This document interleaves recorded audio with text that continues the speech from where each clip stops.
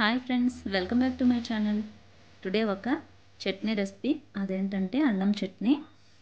ఎలాగో rainy season start అయింది కాబట్టి చిన్న చిన్న ఇన్ఫెక్షన్స్ వస్తూ ఉంటాయి. అల్లం వల్ల చాలా అంటే చాలా హెల్త్ బెనిఫిట్స్ ఉన్నాయి. వాటిలో నాకు తెలిసిన కొన్నింటిని ఈ వీడియోలో షేర్ చేస్తున్నాను. ఈ అల్లం చట్నీని చాలామంది చాలా వారి స్టైల్లో చేస్తూ ఉంటారు కదా. ఈ అల్లం చట్నీ వేడి వేడి ఇడ్లీలోకి చాలా టేస్టీగా ఉంటుంది. అంతేకాకుండా 1 వీక్ వరకు నిల్వ కూడా ఉంటుంది. ఇప్పుడు కావాల్సిన ఇంగ్రీడియంట్స్ చూద్దాం. 2 పీసెస్ అల్లం, 2 స్పూన్స్ పచ్చిశనగపప్పు, 2 స్పూన్స్ పొట్టు మినపప్పు, ఒక 10 వెల్లుల్లి, 2 స్పూన్స్ జీలకర్ర, కొంచెం బెల్లం, చింతపండు, 25 ఎండుమిర్చి.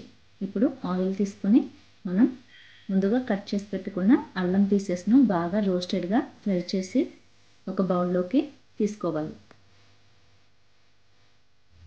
ఇప్పుడు అదే ఆయిల్లో శనగపప్పును వేసి అది కొంచెం ఫ్రై అయిన తర్వాత మినపప్పును కూడా వేసి కొద్దిగా ఫ్రై చేసుకోవాలి. పొట్టు మినపప్పును మాత్రమే దీనిలో వాడితే టేస్ట్ అనేది బాగా వస్తుంది.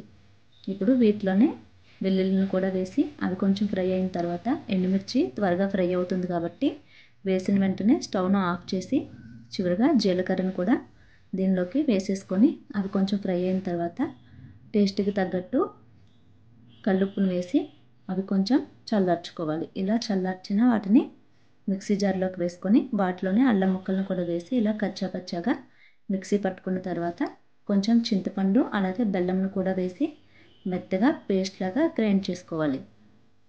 చూసారు కదా, ఇలా మెత్తగా గ్రైండ్ చేసుకున్న తర్వాత మనకి అల్లం చట్నీ రెడీ అయిపోయినట్టే.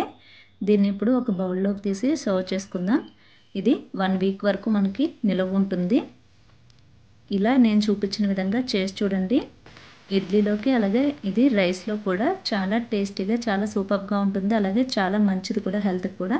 సో ఫ్రెండ్స్, చూసారు కదా, ఈ ప్రాసెస్ కనుక మీకు నచ్చినట్లయితే మీరు కూడా ఇంట్లో ఒకసారి తప్పకుండా ట్రై చేయండి. మా ఛానల్ని సబ్స్క్రైబ్ చేయండి. Thank you for watching. Thank you friends.